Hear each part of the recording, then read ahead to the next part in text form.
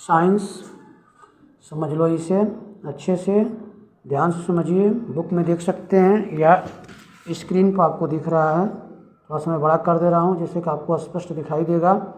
आप इसको समझ लीजिए कैसे है। सेंट क्लॉक, सेंट क्लॉक है।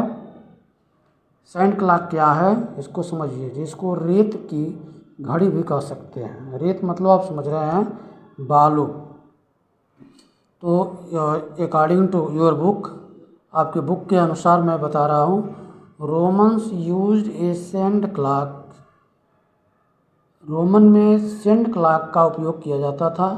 ए sand clock has two chambers, upper chamber and lower chamber. Sand clock में दो चैम्बर होते थे, एक ऊपर वाला चेयर और एक नीचे वाला चेयर, एक चैम्बर। चैम्बर मतलब कक्ष होता है, या दो भाग कह सकते हैं कि इसके दो भाग होते थे, दो चैम्बर होते थे, दो डब्बे होते थे, यह भी कह सकते हैं, एक ऊपर वाला और एक नीचे वाला। It works on the principal that all the sand from the upper chamber fall into the lower chamber in the fixed interval of time. यह किस सिद्धांत पर कार्य करता था?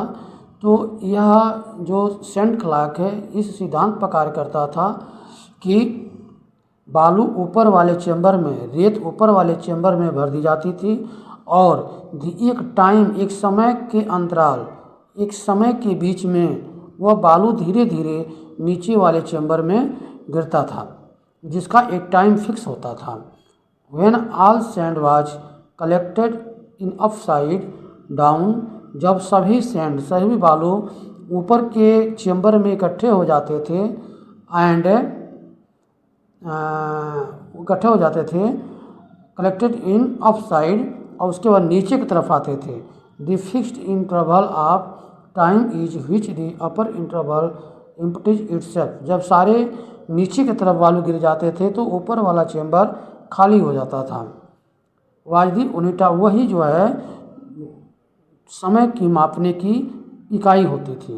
Those types of clock are now commonly available with puzzle game इस market. अब उस तरह के घड़ी का प्रयोग सामान्यतः कुछ गेम खेलने के लिए किया जाता है जो मार्केट में प्राप्त हो सकता है, या available with puzzles game in market, market में पजल गेम खेलने के लिए यूज होता है। तो फिर से एक बार समझ लें, सेंट क्लॉक, सेंट क्लॉक क्या है? सेंट क्लॉक रोमन में यूज किया जाता था। सेंट क्लॉक में दो चैम्बर होते थे, एक ऊपर की तरफ, एक नीचे की तरफ। ऊपर के वाले चैम्बर में रेत भर दिए जाते थे और उसका एक फिक्स टाइम होता था। उस फिक्स टाइम से नीचे के चैम्बर में, ऊपर के चैम्बर के सभी रेत नीचे आ जाते थे और उससे आने से जितना टाइम उनको लगता था वही यूनिट ऑफ टाइम होता था। यूनिट ऑफ टाइम यदि आप समझें तो जैसे कि आपकी प्रेजेंट में जो घड़ी है उस घड़ी की यूनिट ऑफ टाइम आपकी 1 सेकंड होती है। मतलब सेकंड वाली घड़ी पूरे एक बार चक्कर लगा लेती है तो 1 सेकंड होती, 1 मिनट होती है। तो जब 60 सेकंड जब वो चक्कर लगा लेती है तब 1 मिनट होता है, जो टाइम का यूनिट होता है। उसी प्रकार सेंट क्लॉक में भी होता था, जब ऊपर की सारी रेत नीचे वाले चैम्बर में गिर जाती थी तो उसे 1 मिनट या 1 सेकंड कुछ मान लिया जाता था और उसी टाइम के अनुसार लोग अपना कार्य करते थे। आगे हम बढ़ते हैं।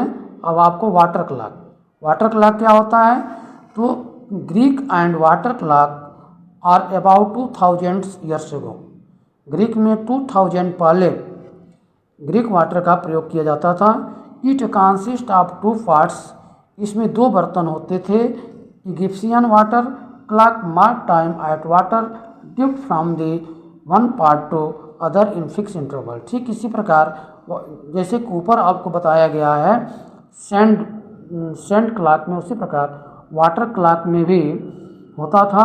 इसके 2 बर्तन होते थे और एक बर्तन, जैसे कि आप देख रहे हैं पिक्चर में, आप देख रहे हैं, बड़ा कर दे रहे हैं, पिक्चर में 2 बर्तन होते थे और उस पर एक निशान लगा दिया जाता था ऊपर वाले बर्तन में और ड्राप करके, बूंद करके वह पानी नीचे की तरफ गिरता था। उसकी एक टाइम फिक्स होती थी, तो जितने टाइम में वो गिरता था वही जो है यूनिट ऑफ टाइम होता था। तो ये आपका हो गया वाटर क्लॉक। उसके बाद है कैंडल क्लॉक। कैंडल क्लॉक में क्या होता था कि कैंडल क्लॉक में भी candle were also used a clock, a candle marked off in section measured time as it burned. King Alfred introduce the candle as a clock, each candle burn for 4 hours. तो यह candle clock क्या होता था, candle clock पर भी एक mark लगा दिया जाता था, एक निशान लगा दिया जाता था और उसके बाद कैंडल को जला दिया जाता था और कैंडल जितने टाइम में जलता था वही उसकी यूनिट ऑफ टाइम होती थी। उसकी एक फिक्स टाइम होती थी कि यह कितने टाइम में जला, उसी के अनुसार टाइम जो है समय की माप होती थी, समय मापा जाता था। Galileo Galilei an Indian scientist was the first person to make mechanical clock, but before we study about the clock let us define time and its units. Galileo Galilei ने एक भारतीय साइंटिस्ट वैज्ञानिक था जिसने सबसे पहले मैकेनिकल क्लॉक, यांत्रिकी घड़ी, मैकेनिकल क्लॉक बनाया जो अभी आपके घरों में होती है। बट बिफोर, लेकिन हम ये कह रहा है कि मैकेनिकल घड़ी के बारे में पढ़ने से पहले हम यह जानेंगे, यह अध्ययन करेंगे कि about clock let us define time. सबसे पहले हम टाइम को डिफाइन करेंगे कि समय क्या होता है, टाइम क्या होता है और उस टाइम की यूनिट क्या होती है। अब आगे हम चलते हैं। टाइम क्या है? Time is the interval between two events, दो घटनाओं या दो कार्यों के बीच का जो गैप होता है, दो टू इवेंट्स जो होते हैं या दो कार्य होने के बीच का जो गैप होता है उसे हम टाइम कहते हैं। The gap between two successive high moon is taken as unit of time is called as day और सोलर। जब दो सक्सेसिव हाई मून मतलब ये आप ये समझ सकते हैं, हाई मून कब होता है? 12 o'clock 12 बजे होता है, नून मीन्स दोपहर होता है। तो दो दोपहर के बीच की दूरी जो होती है उसे हम 1 डे कहते हैं या उसे सोलर डे कहते हैं। या हम ये कह सकते हैं कि 12 बजे से 12 बजे तक की जो टाइम होती है उसे हम उस टाइम को मिला करके हम 1 डे कहते हैं या उसे सोलर डे कहते हैं। या हम यह भी कह सकते हैं कि 24 आवर्स को मिलाकर हम एक दिन कहते हैं। अब आगे समझ लें। But the gap between two successive Noon is not constant, लेकिन दो सक्सेसिव मतलब क्रम से आने वाला, दो दोपहर आने वाला, यह जरूरी नहीं है कि वह कांस्टेंट स्थिर हो। It varies because of the irregular motion of earth. यह दो दोपहर अलग अलग समय पर हो सकता है। उसका कारण ये है कि पृथ्वी गति करती रहती है, तो पृथ्वी की गति के अनुसार दोपहर बदलते रहते हैं। So average time is calculated as the given below. इसलिए कुछ एक औसत टाइम जो है निश्चित किया गया, जो नीचे दिया गया। 1 mean solar day is equal to the 24 hours. एक सोलर डे का मतलब होता है 24 आवर्स और 1 hour is equal to the 60 equal parts of minutes. और एक घंटे का मतलब होता है 60 मिनट।